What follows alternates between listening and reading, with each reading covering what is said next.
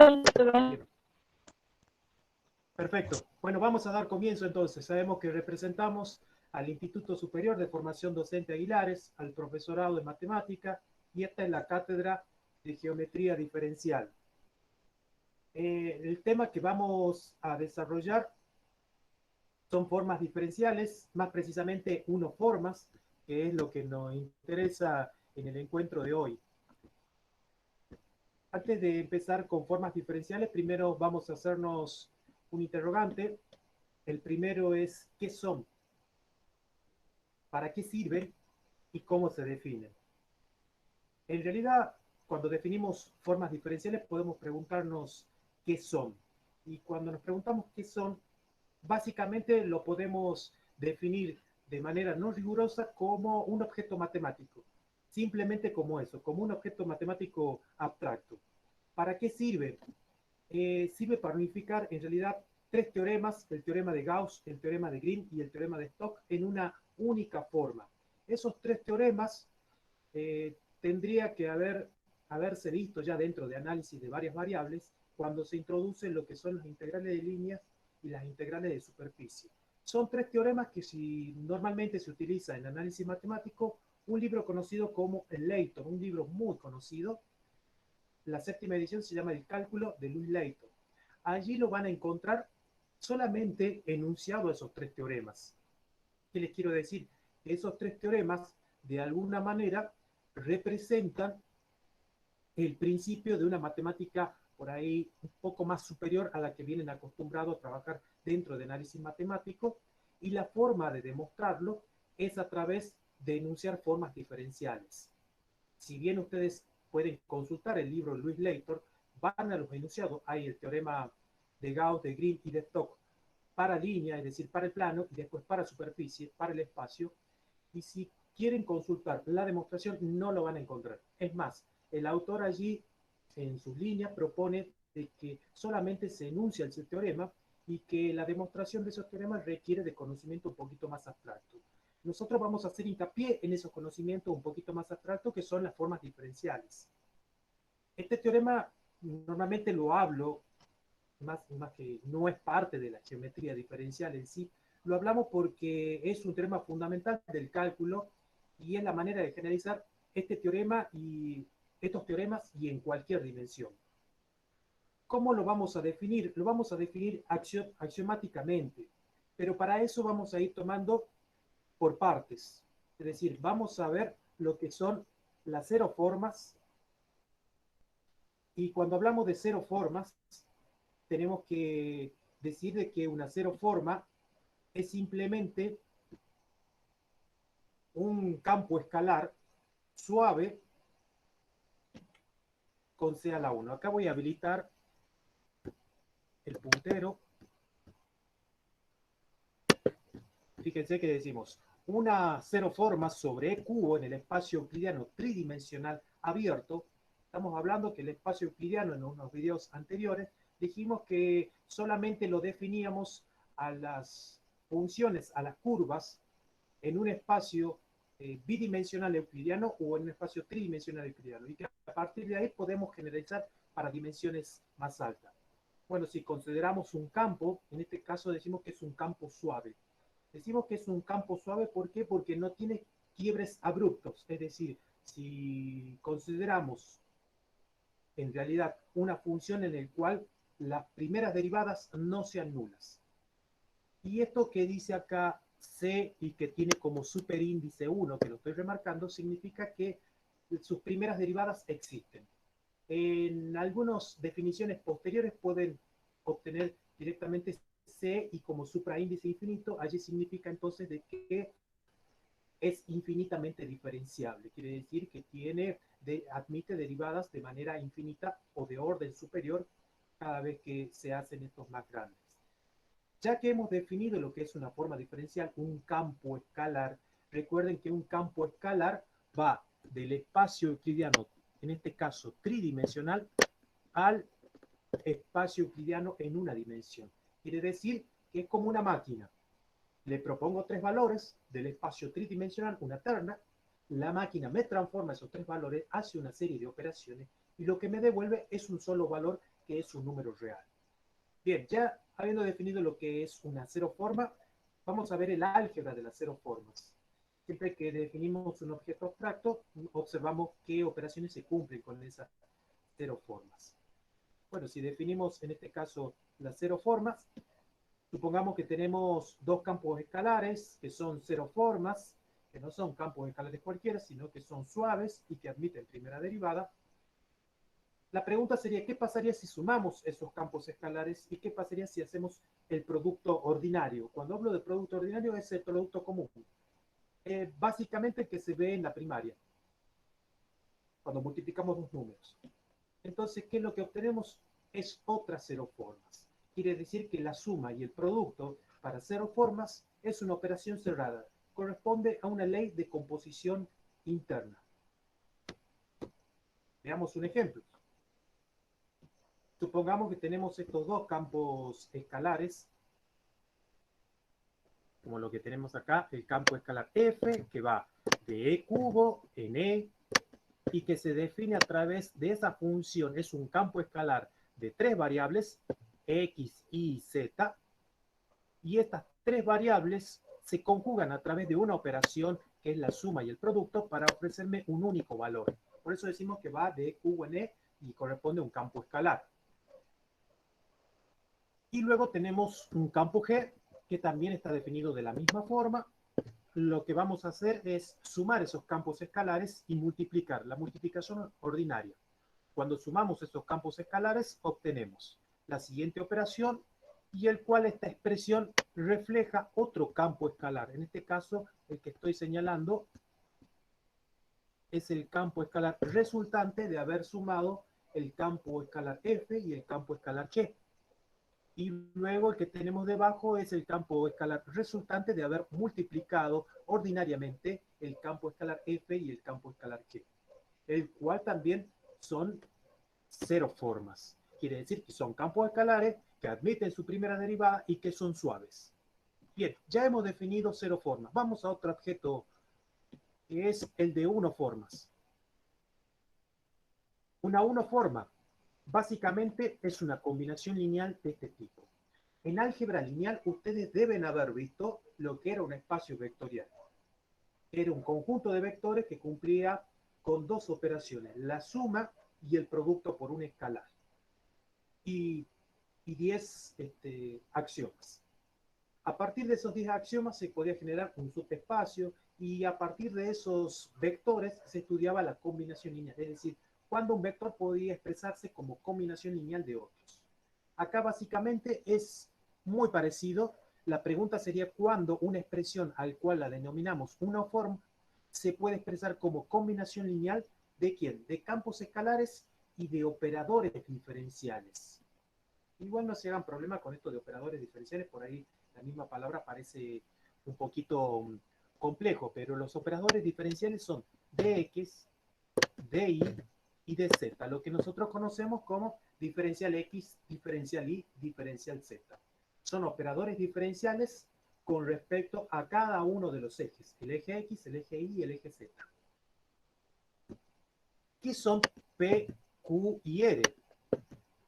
Simplemente p, q y r son campos escalares. Y son campos escalares, el cual implícitamente son cero formas. Quiere decir entonces que una unoforma es una combinación lineal de campos escalares y operadores diferenciales, así como lo mostramos allí en la imagen.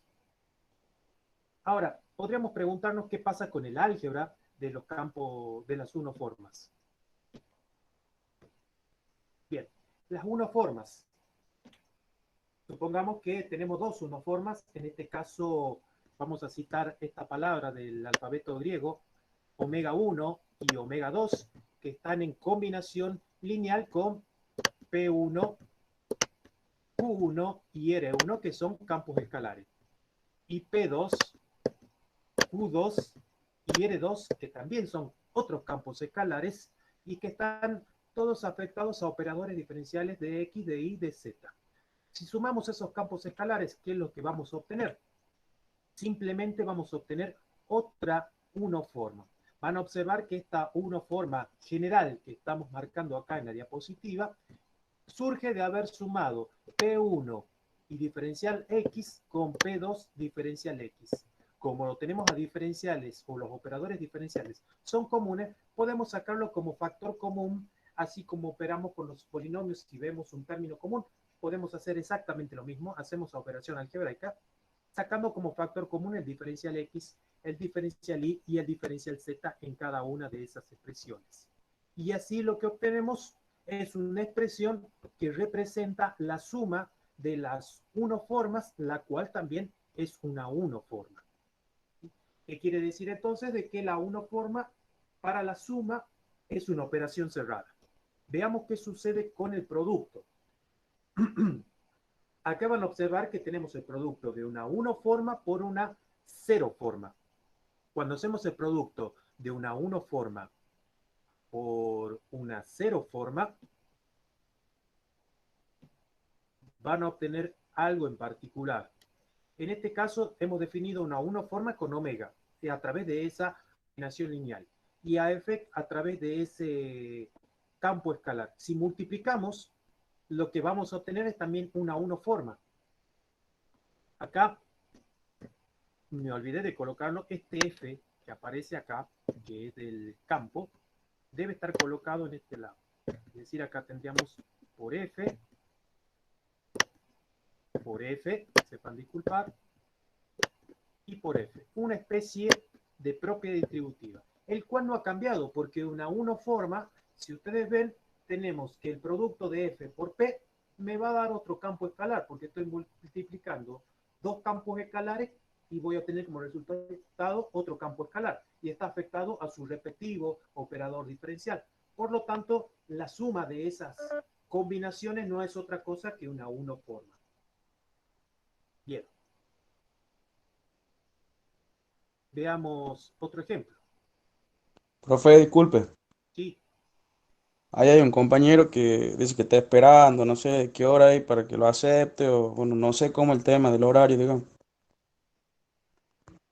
bueno, ya lo aceptamos. Ya lo aceptamos. A ver.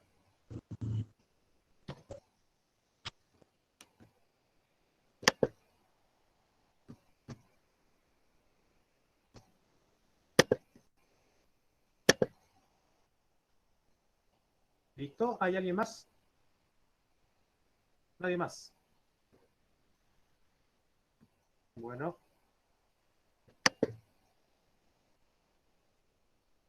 estamos acá. Están viendo la presentación, ¿verdad? Sí, profe. Sí, profe. Sí, profe. Sí, profe. Bueno, les decía justamente que el producto entre una unoforma y una ceroforma, perdón, entre una unoforma y una ceroforma, no es otra cosa que una unoforma. Si vamos al ejemplo, allí tenemos, en realidad, una unoforma, el cual la denominamos omega 1, y una unoforma 2, la cual la denominamos omega 2. Si la sumamos, este sería un ejemplo de lo que habíamos definido anteriormente con respecto a la suma. Si la sumamos, ¿qué es lo que tengo que sumar? Y bueno, voy a sumar el campo escalar que está afectado al primer operador diferencial X, y voy a sumar el otro campo escalar correspondiente a la 1 forma 2 omega 2, y lo dejamos expresado a través de ese paréntesis que estamos marcando allí. Como tenemos como término en común el diferencial X, sacamos factor común diferencial X. De la misma manera hacemos con ZI diferencial I y con seno de X diferencial I. Sacamos como factor común a quién? A diferencial I, y a ZI más seno de X lo expresamos como suma, así como lo estamos marcando acá en la pantalla. Y van a observar que acá en omega 2 el término que está faltando es el que corresponde al diferencial Z, que el campo escalar no sería otra cosa que ¿quién? Que 0. Por eso esto estaría algo así. 0 diferencial Z, pero bueno, como es 0, directamente colocamos E a la XY diferencial Z. Y esa sería la suma de dos unoformas, la cual también es una suma. Ahora bien, vamos al ejemplo de qué pasa cuando multiplicamos una unoforma con una ceroforma. Cuando la multiplicamos, supongamos que tenemos la forma 2, omega 2, que es la que habíamos marcado acá, y la multiplicamos por un campo escalar f, en este caso x. Es un campo escalar muy sencillo, ahí tenemos una ceroforma. Cuando la multiplicamos, básicamente lo que hacemos es distribuir a través del producto ordinario por la unoforma. Y lo que obtenemos que es otra unoforma. Quiere decir entonces que el producto de una ceroforma por una unoforma es una unoforma. Bien.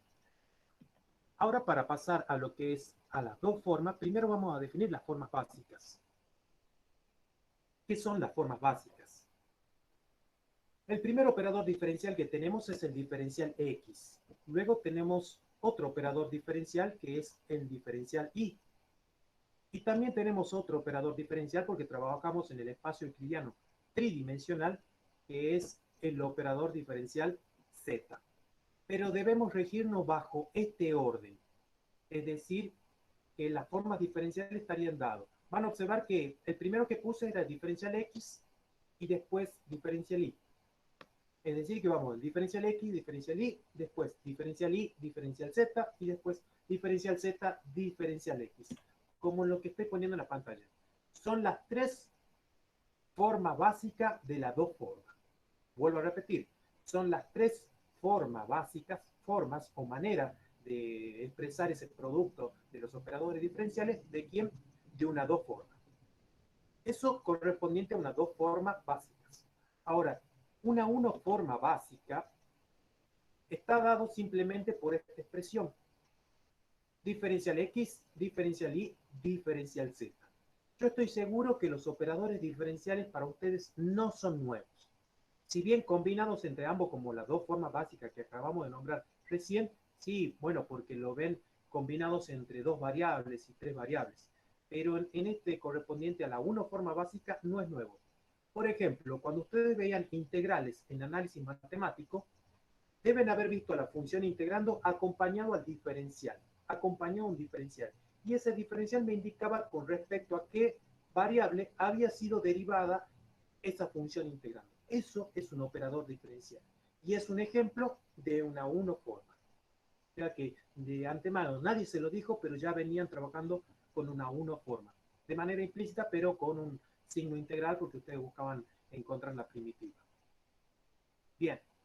Y la primitiva sería una ceroforma, por darles un ejemplo. Vamos entonces a definir una dos forma.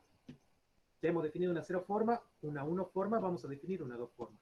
Una dos formas se define de manera análoga a como habíamos trabajado con una unoforma. Es una combinación lineal, pero ahora es una combinación lineal en donde vamos a utilizar eta, ¿sí? Esta letra del alfabeto griego, eta, puesta como combinación lineal de f, de g y de h, en donde f, g y h son campos escalares.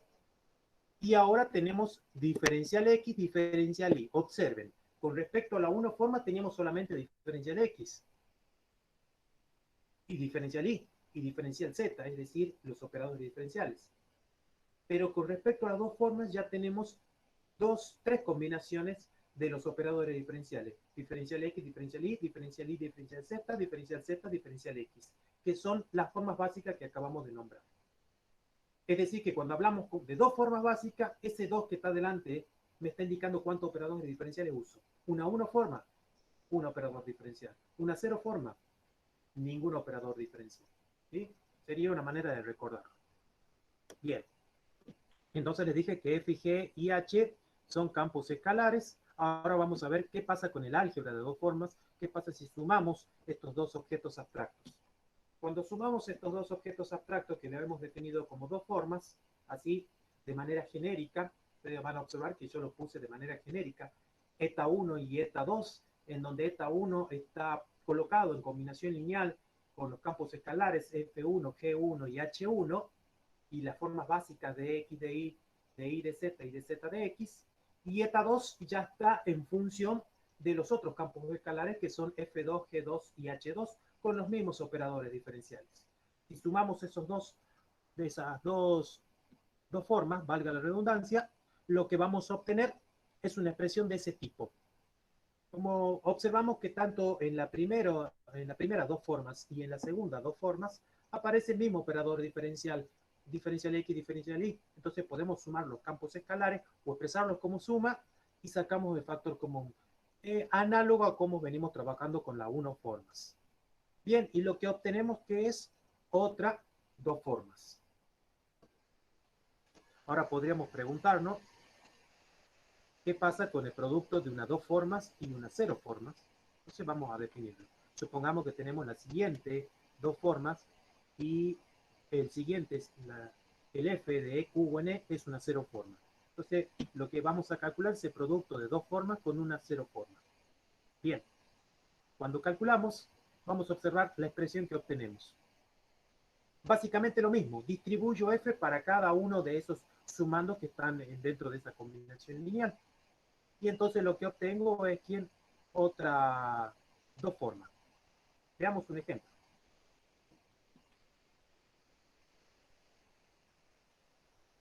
Supongamos que tenemos dos formas, valga la redundancia. Cuando sumamos estas expresiones que representan 2 formas, bueno, hacemos lo que hicimos de manera genérica. Acá tenemos 2 ejemplos de 2 formas. Fíjense que tenemos el primer campo escalar x cuadrado, el segundo campo escalar y cubo y el tercer campo escalar seno de zi. Y lo que tenemos debajo, diferencial x, diferencial z, de y de z y de z de x, son los operadores diferenciales. La otra 2 formas es mucho más sencilla, solamente está en términos del operador diferencial de y de z y su campo escalar correspondiente es y. Entonces, simplemente habría que colocar como suma estas 2 expresiones que las estamos marcando acá. Ahora voy a marcar con una flecha. Y lo demás lo expresamos como suma. ¿Sí? Bien, y ahí lo que hemos obtenido es una 2 formas. Quiere decir entonces que la suma de 2 formas también está definida como una operación cerrada. Podríamos preguntarnos qué pasa con una 0 formas colocado en producto. Bueno, también pasa exactamente lo mismo, podremos buscar algún ejemplo, pero es muy trivial y muy parecido a lo que hemos definido ya en la diapositiva anterior. Vamos a definir ahora lo que son las 3 formas. Bueno, las 3 formas también se define de manera análoga, solamente que vamos a utilizar la letra B corta para señalar que estamos trabajando con una 3 formas. Ahí, sepan disculpar, salió una 1 forma, pero esto sería una 3 forma. Ustedes corríjanlo después cuando tomen el apunte. Una 3 forma es una combinación lineal, ¿sí?, de un campo escalar. En este caso, este es un campo escalar f, y lo que tenemos acá, diferencial x, diferencial y, diferencial z. Esa es la única forma básica de una 3 formas. Repito, puede ser pregunta de examen por ahí. ¿Cuál es la forma básica de una 3 formas? La forma básica de una 3 formas es una única expresión, en este caso de x, de y, de z, en ese orden. En donde f es un campo escalar y bueno, simplemente es un campo. Profe, disculpe, ¿qué puedes repetir? Sí. ¿Podrías repetir lo último que dijo, por favor? Sí. Que se me cortó. Perfecto. Les decía justamente que cuál es la forma básica de una 3 formas. Y bueno, la única forma básica de una 3 formas es la expresión dada por los operadores diferenciales así puestos como aparece en la imagen, de x, de y, de z, justamente en ese orden. ¿Sí? Y eso normalmente siempre hago hincapié, por eso les decía de que eso podría ser una pregunta de examen, así que anótenlo por ahí. Y f, que es un campo escalar, y es un campo escalar suave. Ahora bien, ya hemos definido unas 3 formas. ¿Qué vamos a hacer? ya hemos definido un objeto, van a ver que los matemáticos trabajan de esa forma. Definimos un objeto, bien, vamos a ver las álgebras que se pueden realizar con ese objeto. Y a partir de ahí sacamos conjeturas, y a partir de las conjeturas se hacen demostraciones, teoremas, y la teoría va creciendo. Es la manera en la que se trabajó desde el inicio de la matemática en todas las ramas de la matemática. Por eso es que ustedes ven definiciones, teoremas, demostraciones, propiedades. Bien, veamos el álgebra de tres formas. Cuando vemos el álgebra de tres formas, podríamos definir entonces el producto de una tres forma con una cero forma.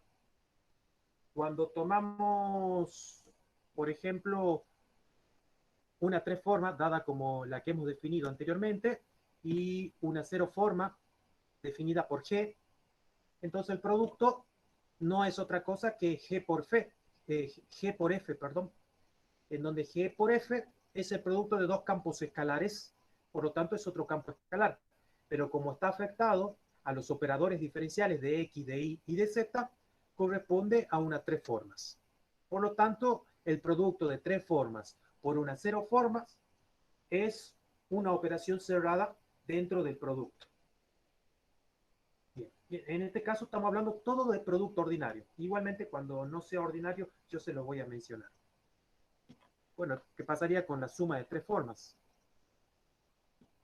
Y lo colocamos de manera genérica.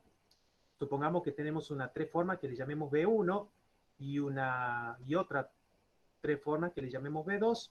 Cuando sumamos estas dos formas, estas tres formas, lo que obtenemos es otra tres formas, es decir, que también es una operación cerrada. Por darles un ejemplo, allí tenemos B1 dado por este campo escalar y todo eso, esta combinación de operadores diferenciales que representa una tres forma. Y la segunda tres forma E a la X cuadrado y toda esta serie de operadores diferenciales que es también una tres formas. Entonces, cuando sumamos esas tres formas, simplemente lo que hacemos es sacar factor común de X, de Y, de Z. Es como si fuera que sumamos miembro a miembro. Algo importante que lo voy a mencionar acá. No se puede sumar una... Van a ver que siempre que sumamos una forma con otra forma, tienen la misma expresión. Es decir, sumamos dos formas con dos formas, tres formas con tres formas, una forma con una forma, pero no se puede sumar una dos formas con una uno forma, por dar un ejemplo. Quiere decir que el orden de las formas deben ser iguales. Por eso es que lo estoy mencionando acá y ahí se los coloqué dentro de la diapositiva. Importante, no se puede sumar una I forma con una J forma cuando suceda esto, que I es distinto de J. ¿Sí? Siempre que sumamos formas diferenciales, sus órdenes deben ser iguales.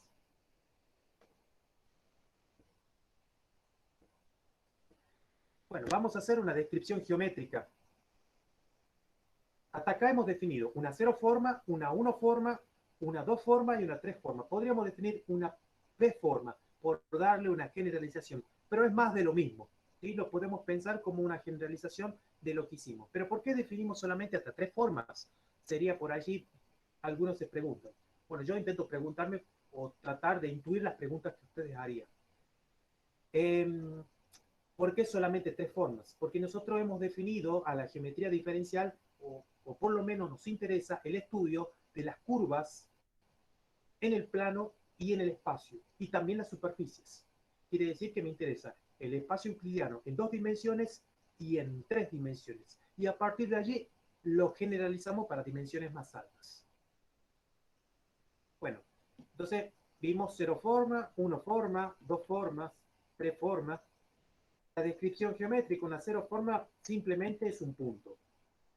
Una uno forma podríamos considerarla como una curva, una dos forma como una superficie y una tres forma como subregiones elementales del espacio. A ver, cuando vemos una uno forma, estamos en presencia de una curva. Cuando trabajamos con dos formas, estamos en presencia de una superficie. Cuando trabajamos con las tres formas, estamos en presencia de la sombra, escuchen bien, de la sombra de una superficie en 4 dimensiones. ¿Sí? Una cero forma, simplemente un campo escalar, es un punto. ¿Por qué? Porque le asigno a la variable dos valores o tres valores, dependiendo la cantidad de variables que tenga ese campo escalar, y lo que me ofrece es un único valor. Eso representa un punto. En cambio, en una forma ya tenemos una curva. Una dos forma ya tenemos una superficie. Y una tres forma la definimos como subregiones elementales del espacio, pero dicho de otra forma, para que ustedes lo entiendan, simplemente es la sombra de un espacio, de una superficie definida en 4 dimensiones. Saben que la descripción geométrica y gráfica de una superficie en 4 dimensiones es imposible. Sin embargo, podemos asignarles variables y podemos trabajar con objetos matemáticos con dimensiones más altas. Normalmente nosotros trabajamos con el espacio euclidiano tridimensional porque manejamos las tres medidas, largo, ancho y alto. Sin embargo, en física, por darles un ejemplo, también podemos trabajar con 4, 5 o más variables o con más dimensiones. En física se trabaja con largo, ancho y alto y el tiempo que corresponde a la cuarta dimensión. Es lo que básicamente se trabaja cada vez que se quiere estudiar lo que es la teoría de relatividad de Einstein, por darles un ejemplo, basada justamente en el tiempo. Bien, vamos a continuar entonces. Formas diferenciales. Ahora sí vamos a definir entonces lo que es una forma diferencial. Pero para definir una forma diferencial, primero vamos a tener que observar algo muy importante que es la regla de alternación. Y yo lo voy a marcar acá. Regla de alternación. Eso de la regla de alternación se define cada vez que multiplicamos operadores diferenciales. La primera regla de alternación que vamos a tener en cuenta es la siguiente. Cada vez que tengamos por multiplicar operadores diferenciales, en este caso de x sub i y de x sub j, estamos marcando que son dos operadores diferenciales distintos, entonces si conmutamos el orden, lo que vamos a obtener es un signo negativo. Por lo tanto, esto siempre va a suceder cuando i sea mayor o igual que 1 y cuando j sea mayor o igual que 1. La segunda regla de alternación es qué sucede cuando los operadores diferenciales son iguales y se multiplican. Simplemente sucede de que el subproducto es 0. Eso sucede solamente cuando i es igual a j. Quiere decir cuando tengo, por ejemplo, dx de i, perdón, dx de x, eso es igual a 0. Y si tengo dx de y, eso es igual a menos de i de x. Conmuto el orden, pero le cambiamos el signo. Por eso se llama regla de alternación. Y bueno, una generalización de esto es que cuando son distintos, entonces podemos conmutar el orden y si conmutamos el orden también debemos cambiarle el signo.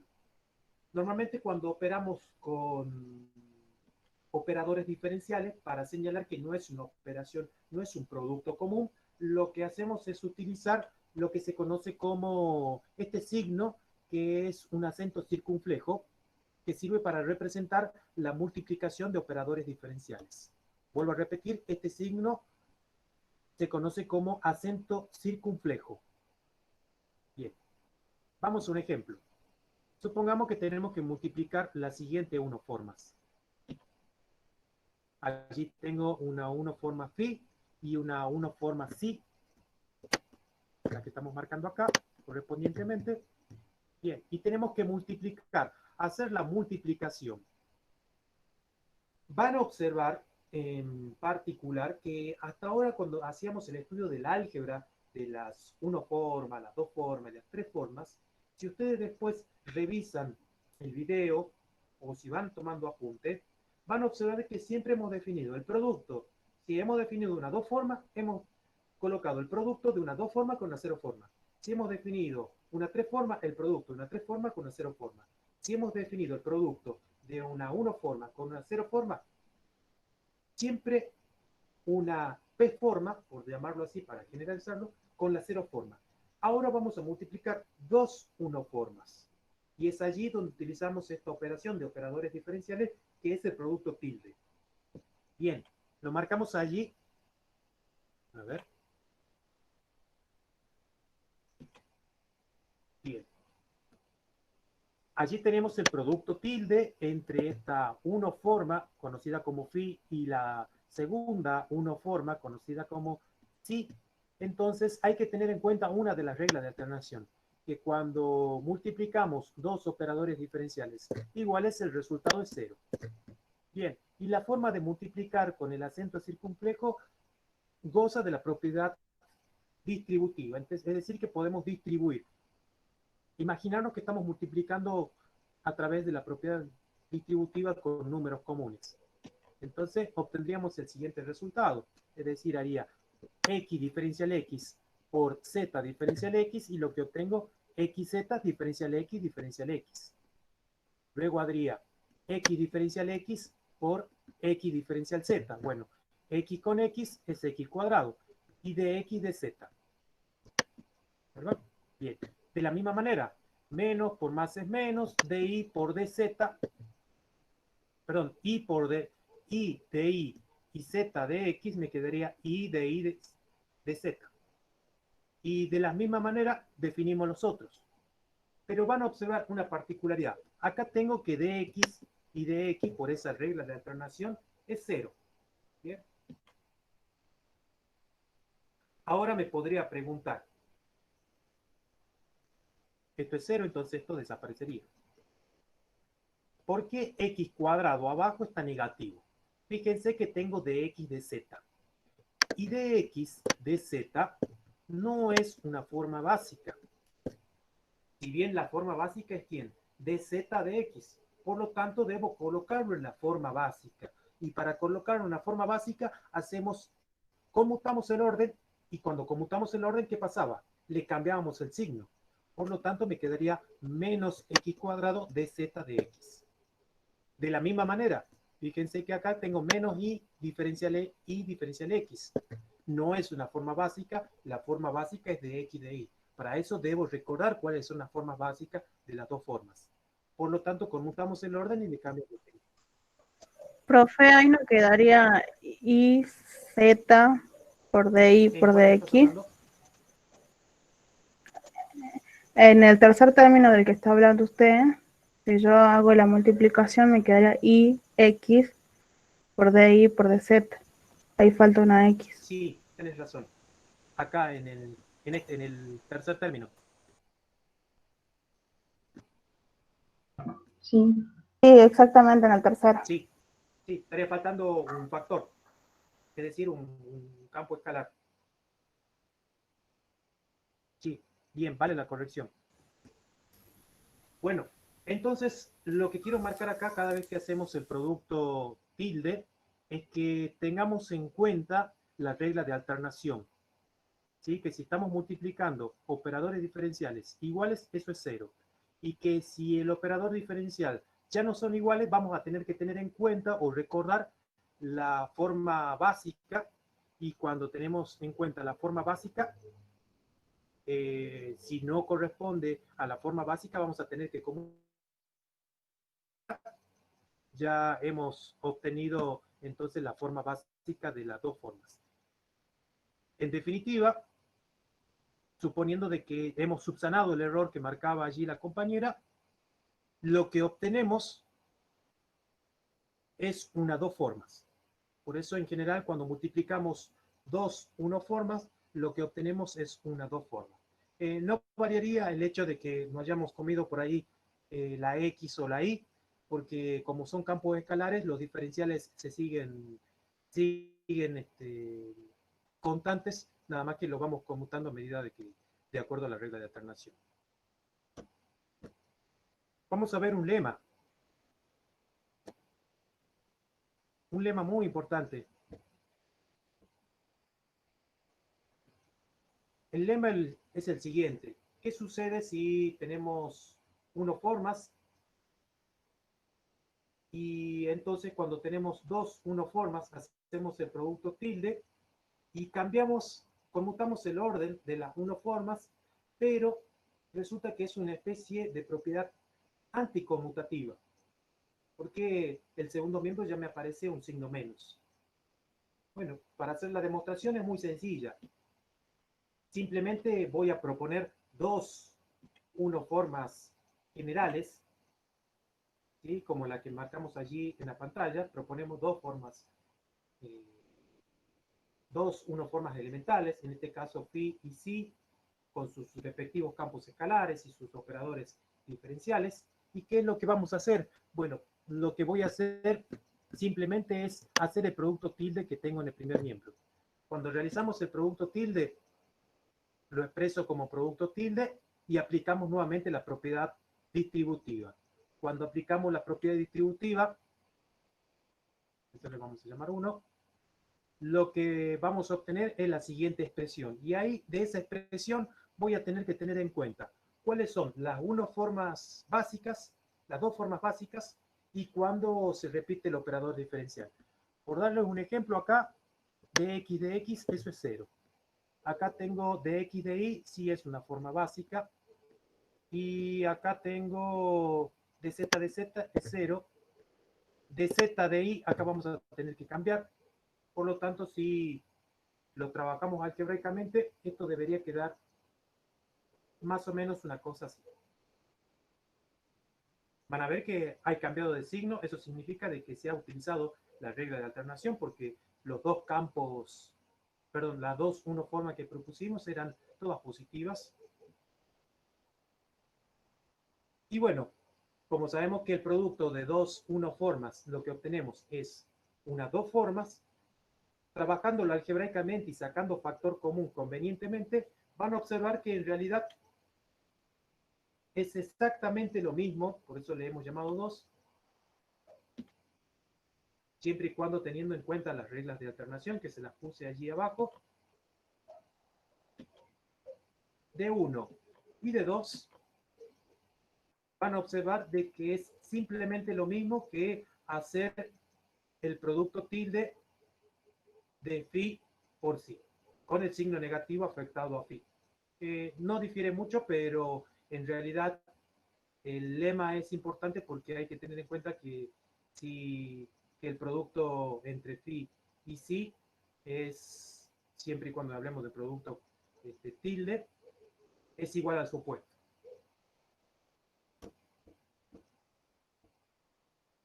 Hay una definición alternativa de formas. ¿Sí? Es una definición teniendo en cuenta de que si tenemos a phi, que es una forma n cubo, entonces a phi se puede expresar como una suma. Es decir, van a observar que acá tengo f sub i, que son los campos escalares. Por eso tiene su índice 1, y entonces estamos marcando f1, f2 y f3. Por eso está diciendo de que i es menor o igual que 3. Y dx sub i, que es el operador diferencial, vamos a marcar dx1, dx2 y dx3. Es decir, desarrollado el símbolo de la suma, lo que obtenemos en realidad es una forma. Es otra manera de expresarla a la forma. Yo lo que les voy a pedir como ejercicio, por lo menos no para ahora, pero después, es que prueben la siguiente expresión, pero utilizando la definición alternativa, que es simplemente lo mismo que lo anterior. Van a seguir los mismos pasos y van a observar de que se cumple, pero utilizando la forma alternativa. Eso a manera de ejercicio, como para que ustedes tengan una parte práctica de lo que es operar con las formas. Ahora podríamos preguntarnos, está bien, nosotros hemos trabajado con formas, hemos realizado el álgebra de forma, hemos probado de que si cada vez que multiplicamos dos formas, lo que obtenemos es una dos formas. Podría pensar, derivamos una forma. Y cuando derivamos una forma, entramos en otro concepto que es el de derivada exterior. Supongamos que tenemos una forma así definido como lo marcamos acá, con la forma alternativa. la derivada exterior de phi se va a definir como una dos formas. Vuelvo a repetir, la derivada exterior de una uno forma lo que me ofrece es una dos forma.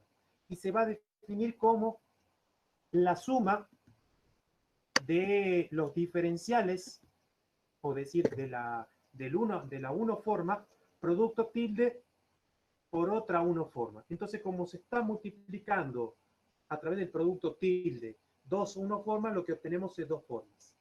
¿Qué les quiero decir entonces? Que la derivada exterior se define justamente como una dos formas.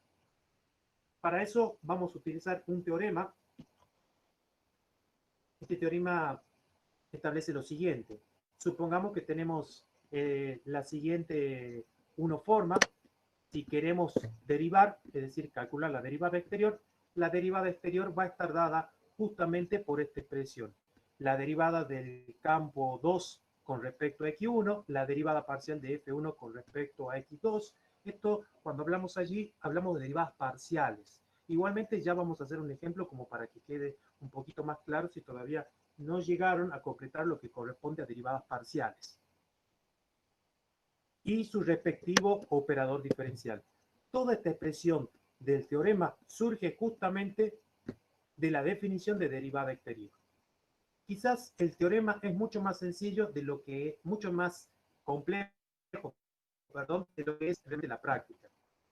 Vamos a utilizar otro teorema más y vamos a hacer unos ejemplos. Este es el teoremita que hemos mencionado anteriormente. Veamos el siguiente ejemplo. Supongamos que tenemos phi y que debemos calcular la derivada exterior. Si queremos calcular la derivada exterior, básicamente lo que vamos a hacer es tomar la primera expresión, es decir, en este caso el primer campo escalar, la derivada del primer campo escalar de xy, y lo vamos a operar, producto tilde, con su respectivo operador diferencial. Luego vamos a tomar el segundo. En este caso van a observar que esta uno forma es una uno forma especial, porque no está el operador diferencial de y, es cero. Entonces continuamos con x cuadrado, que vendría a ser el tercer término, y lo que voy a hacer es derivar comúnmente operando producto tilde con quién, con el diferencial z. Y estoy derivando el campo diferencial que está afectado al operador diferencial z, voy a multiplicarlo con respecto a ese mismo operador diferencial z. Eso es de acuerdo a la definición. Entonces, ¿qué es lo que vamos a hacer? En el primer campo escalar, acá tenemos la derivada de un producto, pero tenemos de dos variables.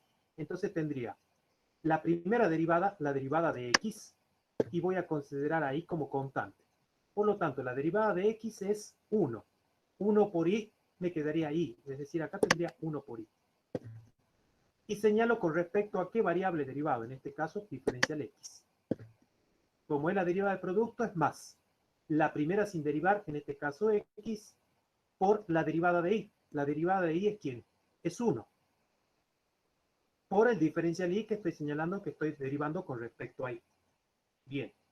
Y después continúa producto tilde diferencial x, que ya corresponde a la derivada exterior. ¿Qué les quiero decir? Que las derivadas que hemos marcado allí de los campos escalares al principio son las derivadas comunes, bueno, no tan comunes porque son derivadas parciales, pero si es un campo escalar de una variable, es una derivada común.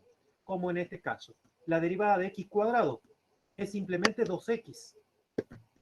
Pero diferencial x, que estamos marcando con respecto a qué variable hemos derivado. Producto tilde, diferencial z, que ya lo habíamos definido. Y ahora, ¿qué deberíamos hacer? El siguiente paso es hacer el producto tilde entre esas uno formas. Entonces, cuando hacemos el producto tilde entre esas uno formas, lo que vamos a obtener es una dos formas. Fíjense que si hacemos dx producto tilde por este dx e y, eso va a ser 0 porque dx con dx igual a 0 de acuerdo a la regla de alternación.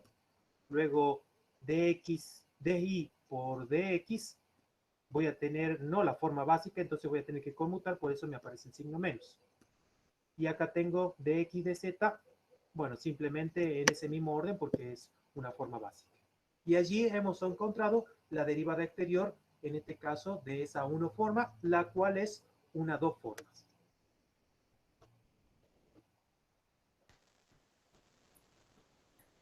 Veamos unos teoremitas. En este caso son propiedades. Supongamos que tenemos f y g que son 0 formas y que el producto tilde, en este caso entre 1 formas, se va a dar de la siguiente manera. La derivada de estos campos escalares f y g se rige bajo la misma regla de la derivada del producto. La derivada del primer campo por el segundo campo sin derivar, más el primer campo sin derivar por la segunda, por la derivada del segundo campo. Eso es cuando tenemos producto ordinario de dos campos escalares. Ahora, ¿qué sucede si tengo el producto de un campo escalar y de unas 0 formas y una 1 forma? Bueno, entonces la derivada exterior va a estar dada por la derivada de la 1 forma o del campo, producto tilde, la 1 forma sin derivar, más el primer 1 forma o campo escalar sin derivar, producto tilde, la derivada, en este caso exterior, de la 1 forma. Van a observar de que ahora la derivada de ese producto de un campo y una 1 forma no está colocado en términos de un producto ordinario, sino está colocado en términos del producto tilde. Ese producto tilde diferencia con respecto a la derivada común que habíamos aplicado en la primera parte, es decir, en la primera propiedad. Simplemente es análogo a la definición de derivado de un producto, pero ahora no hablamos de un producto ordinario, sino de un producto tilde. Una tercera es qué pasa cuando tenemos la derivada del producto tilde entre dos 1 formas. Bueno, simplemente se rige bajo la derivada exterior de la primera 1 forma, producto tilde, la segunda 1 forma sin derivar, menos se define con el signo menos, la primera 1 forma sin derivar, producto tilde, derivada exterior de la segunda 1 forma. Y así hemos definido las 3 propiedades básicas cada vez que tenemos un producto entre 0 formas o producto entre una 0 forma y una 1 forma, o el producto entre tilde entre 1 formas. Bien, vamos a otro concepto también muy importante dentro de geometría diferencial, que es el de mapeos. La definición establece lo siguiente, que es simplemente una función diferenciable que se llama mapeo, que va del espacio n-dimensional al espacio m-dimensional. Básicamente, no necesariamente n y m tienen que ser iguales ni tienen que ser distintos. Quiere decir, un ejemplo de mapeos es en álgebra lineal. Cuando ustedes trabajaban en álgebra lineal, trabajaban con espacios vectoriales. Y a través de dos espacios vectoriales se relacionaba a través de una aplicación, el cual le interesaba que esa aplicación fuera lineal. Por eso se llama justamente álgebra lineal. Que fuera lineal. Y debía cumplir dos condiciones. Que la suma de dos vectores cualesquiera debía ser igual, la transformación de la suma de esos dos vectores cualesquiera debe ser igual a la transformación del primer vector más la transformación del segundo vector. Y la segunda condición, que la transformación del producto escalar perteneciendo a cualquier cuerpo por un vector sea igual al producto escalar entre ese escalar y el transformado de ese vector. Esas eran las dos condiciones para que fuera una transformación lineal. Acá no hay ninguna de esas dos condiciones. No necesariamente se tiene que cumplir eso. Simplemente con que sean una aplicación. Es más, ni siquiera se tiene que cumplir que deben ser dos espacios vectoriales. No lo dice. Solamente exige de que debe relacionar dos campos, dos espacios n-dimensionales y m-dimensionales. Y que además esa aplicación debe ser diferenciable. Bien. Por darles ejemplos. Allí tenemos un campo, un mapeo, perdón, que va del espacio bidimensional al espacio tridimensional. ¿Ven? Observen cómo relacionamos dos variables con una terna. Y acá tenemos uno que va de e cubo en e cubo, es decir, en 3 dimensiones. Asignamos 3 valores y lo que obtenemos son 3 valores. ¿Sí? Y lo que tenemos acá en cada una de estas expresiones son las funciones coordenadas de ese mapeo. Bien. Vamos a definir algo más, lo que representa un mapa de derivadas.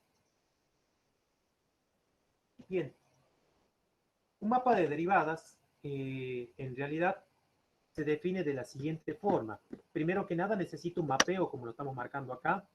Necesito un vector que sea tangente al espacio n-dimensional. Eso de que hablamos de que sea un vector tangente en el espacio dimensional difiere con respecto al concepto de vector tangente que ustedes tienen. Normalmente cuando decimos un vector tangente, es un vector que tiene como único punto en común un único punto de una curva. Pero acá hablamos de un vector tangente a un espacio n-dimensional. Quiere decir que podríamos considerar, por ejemplo, este portamina. ¿Sí? Considero un punto del espacio euclidiano tridimensional y este punto de aplicación, en este caso, este vector, es un vector tangente al espacio euclidiano tridimensional en este punto.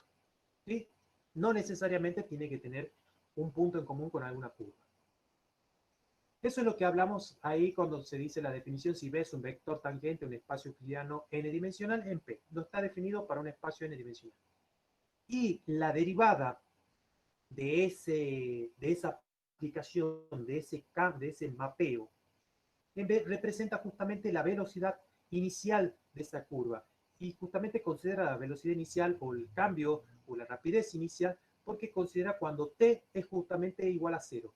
T es un parámetro, en este caso, de una recta que contiene, en este caso, al vector.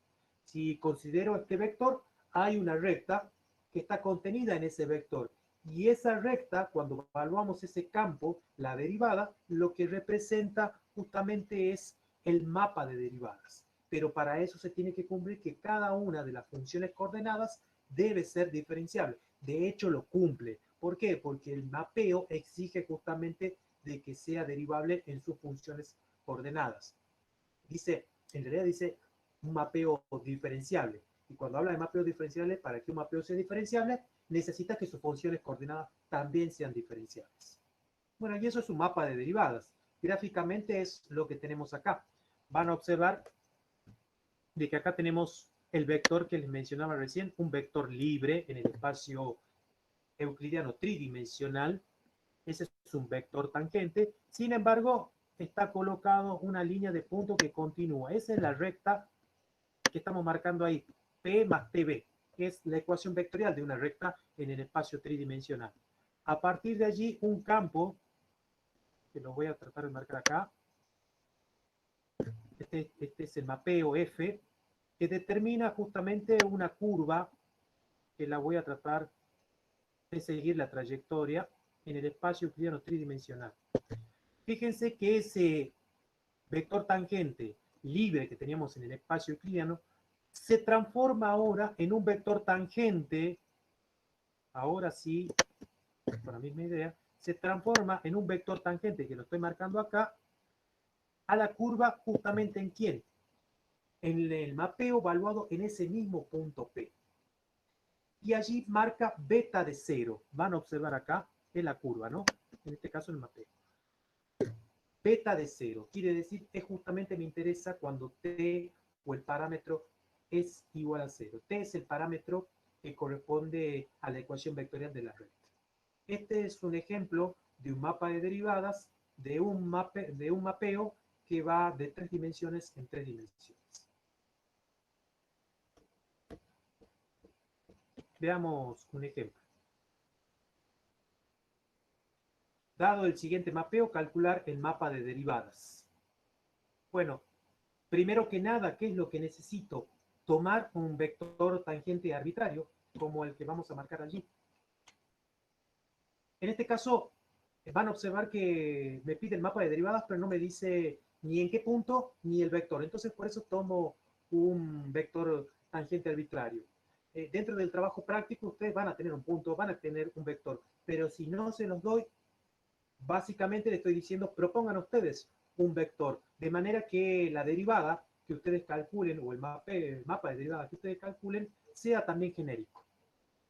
Bien, entonces, si ese es el vector tangente arbitrario, la ecuación vectorial de ese vector tangente, esa recta tangente que contiene ese vector tangente al espacio, en este caso el espacio euclidiano de 2 dimensiones, está dada por esta expresión. Bien, y entonces ahora, ¿qué es lo que voy a hacer? Voy a evaluar el mapeo en términos de esa recta vectorial. Debo tener en cuenta que esto corresponde, acá lo voy a marcar, a la primera componente. A ver si puedo marcarlo. Esto corresponde a U. Y la segunda componente corresponde a B. Por lo tanto, acá me dice en el mapeo U cuadrado. ¿Qué quiere decir entonces? Que P1 más TB1 lo voy a reemplazar por ¿quién? Por U cuadrado. Por lo tanto, esto vendría a ser U. ¿Sí? Después me dice menos B cuadrado. Quiere decir ahora que voy a utilizar mi segunda componente, P2 más TB2, que es lo que tengo acá. Esto es B. Y en la segunda componente del mapeo, estoy componiendo, ¿no? Tengo dos veces producto de U por B. U era P1 más TB1, esto vendría a ser U, y esto vendría a ser B. Perfecto. Disculpen. Entonces ahora lo que debería hacer es, ya teniendo el mapeo evaluado en esa recta, debería derivar. Si derivamos miembro a miembro, lo que vamos a obtener, van a observar que si derivo toda esta expresión con respecto a t, y evalúo en t igual a 0, ahora me van a preguntar, ¿pero por qué evaluamos en t igual a 0? Bueno, les dije que un mapa de derivadas se rige a través de la velocidad inicial. Quiere decir que cuando el tiempo es igual a 0. Por lo tanto, cuando derivamos con respecto a t, evaluamos en el punto t igual a 0, lo que obtenemos es esta expresión, que representa el mapa de derivadas genérico para todo este mapeo que tenemos allí. Quiere decir entonces que en cada valor que hagamos variar de P1, si le damos un valor P1 y tomamos un vector B1 particular, voy a obtener un vector tangente a la curva de ese mapeo en 2 dimensiones. Si tomo otro valor, vamos a tomar otro vector tangente.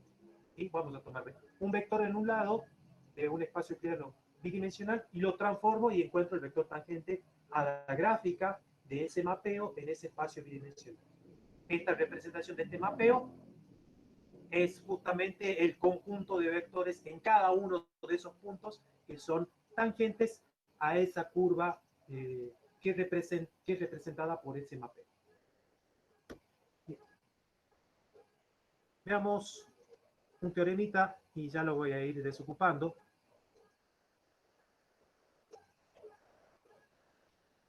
Este teorema establece lo siguiente: sea en este caso un mapeo en donde tenemos a F1, a F2 y a Fn, que son funciones coordenadas, así se llaman, funciones coordenadas que pueden tener varias variables. Si consideramos un vector tangente al espacio n-dimensional en un punto P, que es lo que habíamos marcado anteriormente, entonces, y esto es lo que quiero señalar, entonces la derivada de ese mapeo se da justamente a través de estas expresiones que las estoy marcando acá en la pantalla. ¿Qué representan? Esos corchetes me están representando las derivadas direccionales. En uno de los videos anteriores le mencioné o hablamos de las derivadas direccionales. Las derivadas parciales con respecto a x y con respecto a y son el estudio de la variación de una función en dirección del eje x y en dirección del eje y cuando hablamos de derivadas parciales con respecto a x y con respecto a y. En cambio, las derivadas direccionales es la tasa o mide la tasa en cualquier dirección. Es decir, es una definición de derivada mucho más general que la de derivadas parciales. Bueno, lo que estamos marcando allí es que hemos derivado a la función coordenada f1 en la dirección de un vector b. Hemos derivado a la función coordenada f2 en la dirección del mismo vector b, y hemos derivado a la función coordenada f sub m en la dirección de este mismo vector. Por supuesto que f1, f2 y fm son campos escalares que pueden ser de varias variables.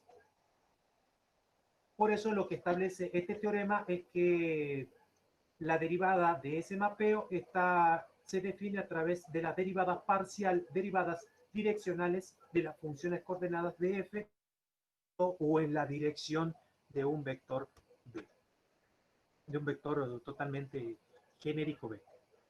Bueno, y a partir de allí surge un corolario. ¿Qué es un corolario? Un corolario es la consecuencia de un teorema. Ustedes ya deben haber escuchado esta palabra, no es nueva para ustedes. La consecuencia del teorema surge justamente a través de esto, que si tenemos un mapeo, ¿sí?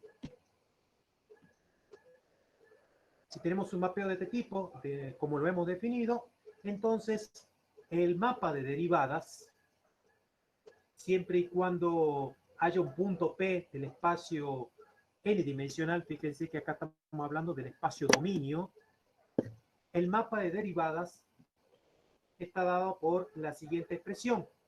Y ese mapa de derivada, valuado para un punto en especial, es una transformación lineal. Esto es una conclusión realmente extraordinaria. ¿Y por qué le digo que es extraordinaria?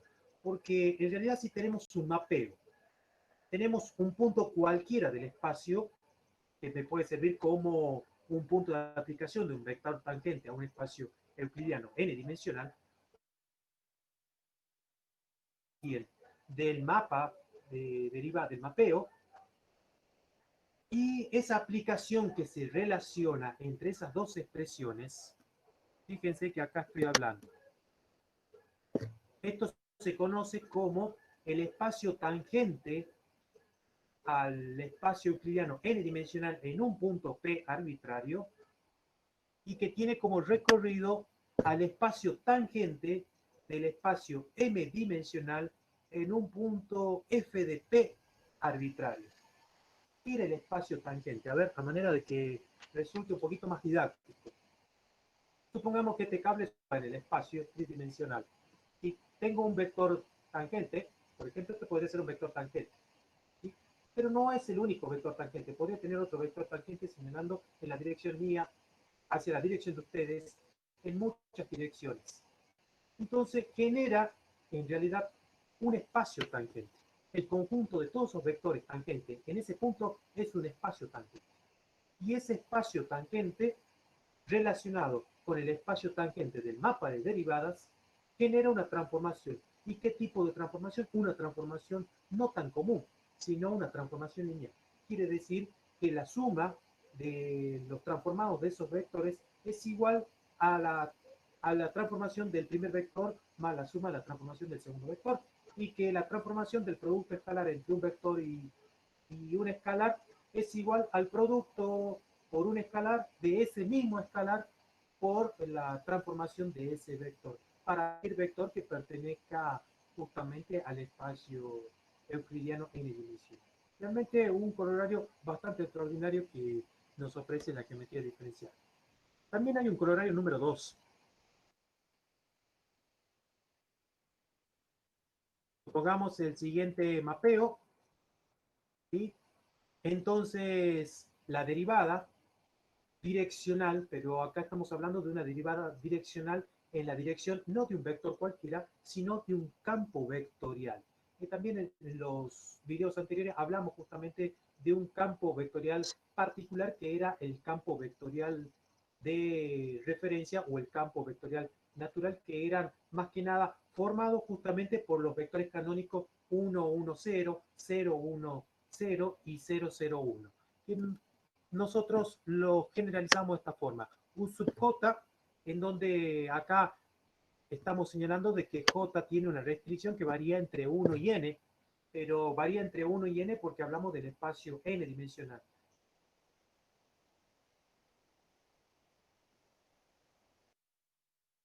ese campo ese mapa de derivadas se puede dar a través de la suma de las derivadas parciales de los campos escalares, es decir, de las funciones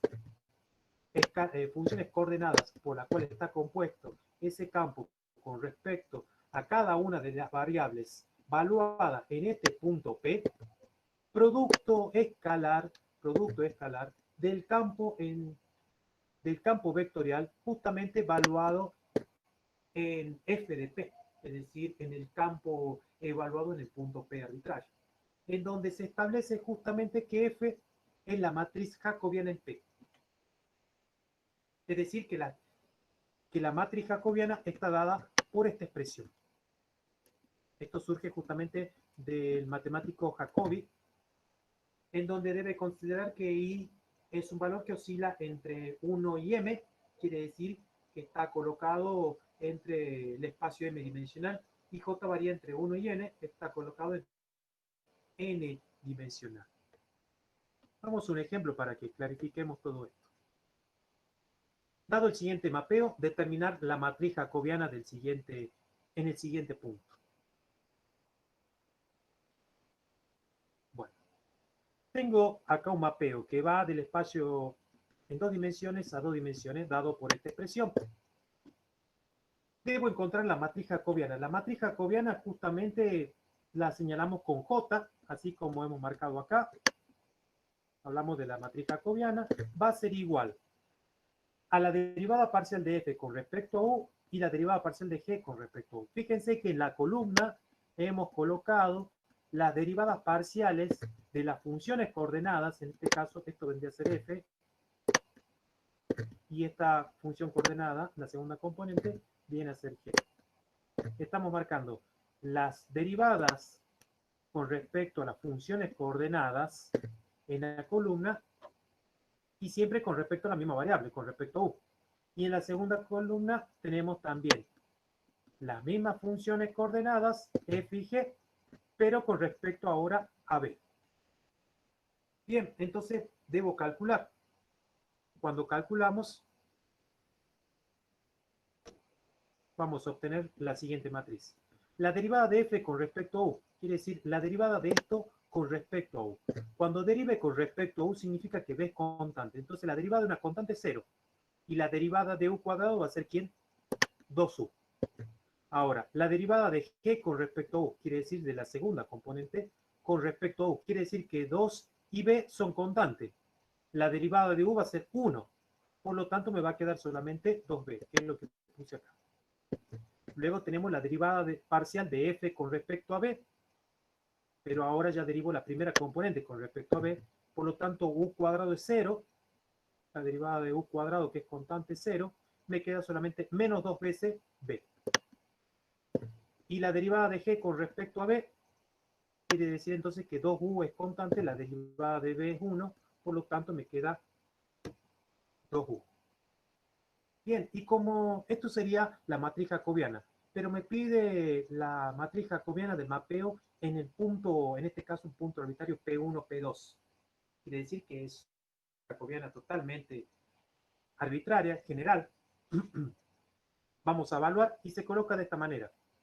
J de P significa que estamos evaluando a J en este punto P y a 2, como dice U, bueno, corresponde a la primera componente y P2 corresponde a la segunda componente. Por lo tanto, me quedaría 2P1. En el segundo me queda 2B, corresponde a la segunda componente. Por lo tanto, me va quedando 2P2 y así con respecto a las demás. Y esa sería entonces la matriz jacobiana valuada en ese punto. Algo para analizar. ¿Qué pasaría si el rango, si el punto P fuera igual a 0, 0? Es decir, el punto 0, 0. Entonces, si fuera el punto 0, 0, todas las componentes de esta matriz serían 0. Por lo tanto, el rango de esa matriz o de la matriz jacobiana sería 0. Y si el punto fuera distinto del punto 0, 0, el rango, recuerden que el rango era el número de filas no nulas, el rango de esa matriz sería igual a 2. Algo para tener en cuenta. Bien. Veamos la siguiente expresión. Un mapeo regular.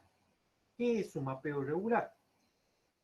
Si el mapa de derivadas, es 1 a 1, significa de que es inyectivo, y si además tiene inverso, entonces se dice que esa aplicación, el cual se conoce como mapeo regular, es un difeomorfismo, ¿sí? Es decir, debe ser inyectivo y además debe admitir inverso. Veamos el siguiente ejemplo.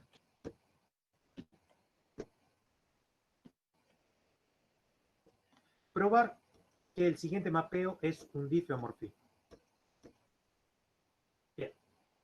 Para probar de que este es un difeomorfismo, primero debo probar la inyectividad. Tengamos en cuenta que estamos hablando de un mapeo que va de un espacio bidimensional a otro espacio euclidiano bidimensional. Y la prueba de inyectividad está dado por f de U1 y B1 debe de igual a f de U2 y B2. Por lo tanto, justamente U1 y B1 debe ser igual a U2, B2. Partimos justamente de allí. Entonces van a observar que si hacemos f de U1 y B1 y lo reemplazamos acá en el mapeo, lo que vamos a obtener en un principio es B1 por E a la E1, U1. Y en la segunda componente B2, perdón, en el segundo vector B2 E a la U2 y en la segunda componente U2. Ahora, para que dos pares sean iguales, sus componentes homólogas deben ser iguales. Y cuando igualamos sus componentes homólogas, es decir, B1, E1 por E2, E a la 2, es igual a esta expresión. Estamos marcando acá la flecha, que no es otra cosa que lo que pusimos acá. Y por supuesto, la segunda componente, U sub 1, es igual a U sub 2. Por lo tanto, haciendo un pasaje de términos, llegamos a la conclusión que B1 es igual a B2, que es lo que necesitamos probar. Por lo tanto, el mapeo es inyectivo. Listo, ya sé que ese mapeo es regular, pero vamos a probar si es difeomorfismo. Y para probar que es difeomorfismo, debo observar si admite inverso. ¿Y qué manera voy a utilizar para verificar si admite inverso? Voy a señalar justamente que lo que tenemos acá, esta es la componente que corresponde a X. Y esta es la componente que corresponde ahí en el mapeo. Entonces voy a colocar X igual a esta expresión e Y igual a U, como lo marcamos acá en la pantalla. Y a partir de ahí voy a tratar de despejar B.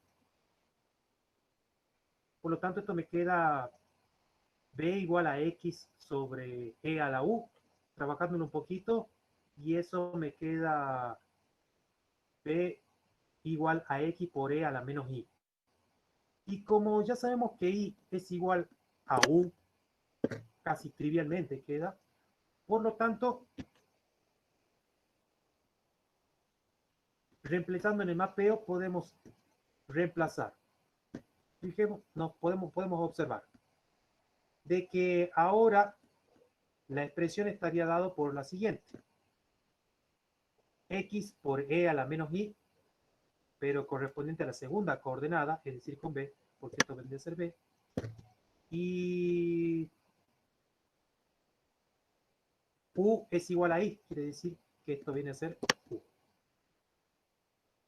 Y es otro mapeo, y es el mapeo inverso. Quiere decir que si le damos valores a X y a Y, vamos a volver otra vez al punto de partida.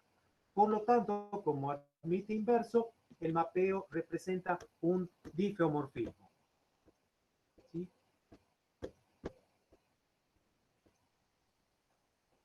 Bien, vamos a un teoremita más y ya lo voy a dejar. Teorema. Si alfa es una curva regular y n cubo, entonces existe una reparametrización beta de alfa, tal que beta tiene rapidez unitaria. Esto de que hablamos de que existe una reparametrización quiere decir que existe otro camino, el cual nosotros le vamos a llamar o le vamos a denominar beta. ¿Sí? En términos de otro parámetro, en este caso en parámetro t. Y esto de que de beta que tiene una rapidez unitaria tiene que ver con que la norma de la derivada de una curva es igual a 1. Quiere decir que si derivo la curva con respecto a un parámetro t y le calculo la norma, y la norma es igual a 1, por lo tanto estamos hablando de una curva de rapidez unitaria. Son justamente las condiciones que establece el teorema. Por eso es que acá estamos marcando, siendo la rapidez de alfa en t definida por la siguiente expresión. La rapidez o la longitud del vector velocidad debe estar dado por esta expresión. Entonces, cuando cumple esto de que eso es igual a 1, la rapidez unitaria tiene una reparametrización por longitud de arco. ¿Qué quiere decir? Que no todas las curvas tienen la reparametrización por longitud de arco. Debe tener una rapidez unitaria. Veamos por allí un ejemplo. Allí tenemos la longitud de arco me pide que determine una reparametrización que parametrice a esa hélice circular. La hélice circular, recuerden que es una especie de resorte en donde tiene espiras y que reparametrice a través de longitud de arco. Bueno, simplemente voy a calcular la derivada. La derivada del coseno va a ser ¿quién? Menos seno de A, estoy derivando con respecto a t. La derivada del seno de t es coseno de t y la derivada de bt es b. Bien. Ahora le voy a calcular la norma para verificar calcular su rapidez, su velocidad, perdón. Cuando calculamos la norma, recuerden que tenemos que tomar esta componente, elevarla al cuadrado, la segunda componente elevada al cuadrado, la tercera componente y el raíz cuadrada de todo eso. Así como lo tenemos en esta expresión. Después observo algo, que tengo a cuadrado y a cuadrado primer y segundo término. Podríamos sacarlo como factor común. Fíjense, hicimos como una especie de propiedad asociativa dentro de ese paréntesis más sb cuadrado. Luego, como tenemos la raíz distributiva con respecto al producto, podemos expresarlo de esta forma. Pero antes que nada, voy a observar algo. Seno cuadrado más coseno cuadrado de t, eso es igual a 1 por el teorema por lo que se conoce como relación pitagórica. Por lo tanto, me quedaría 1 por a cuadrado más b cuadrado, que es la expresión que tengo acá, elevado a la 1 medio, que es la raíz cuadrada. Bien, por lo tanto, la longitud del vector velocidad estaría dado por la raíz cuadrada de a cuadrado más b cuadrado, el cual, para no operar con toda esa expresión, sabemos que eso es un número, y para no expresión y sea más simple, directamente le llamo c. Total, ya sabemos que c es igual al coeficiente del coseno y b al coeficiente de t, elevados al cuadrado. Bien. Y ahora voy a utilizar la formulita de longitud de arco, que eso sí vimos en la primera parte, correspondiente a función vectorial de variable real. La longitud de arco va a estar dada por la integral del límite inferior 0 y límite superior t, porque me interesa reparametrizar en términos de t, ¿de quién? De la derivada, de la norma de la derivada, pero la norma de la derivada de esa curva está dada por c, o sea que reemplazo por c. Cuando integramos, la integral es sencilla porque c es constante, directamente ct. Y ct es igual a ¿quién? A s. Por lo tanto, voy a cambiar de parámetro. Voy a despejar t y lo voy a colocar. Acá tengo a s en función de t. Ahora vamos a colocar a t en función de s. Quiere decir que despejando t, eso me va a quedar a s sobre s. Es constante. Y ese t es lo que vamos a reemplazar acá. Fíjense. Vamos a colocar, en vez de alfa de t, voy a colocar alfa de s sobre c. Y acá, en vez de colocar coseno de t, voy a colocar coseno de s sobre c.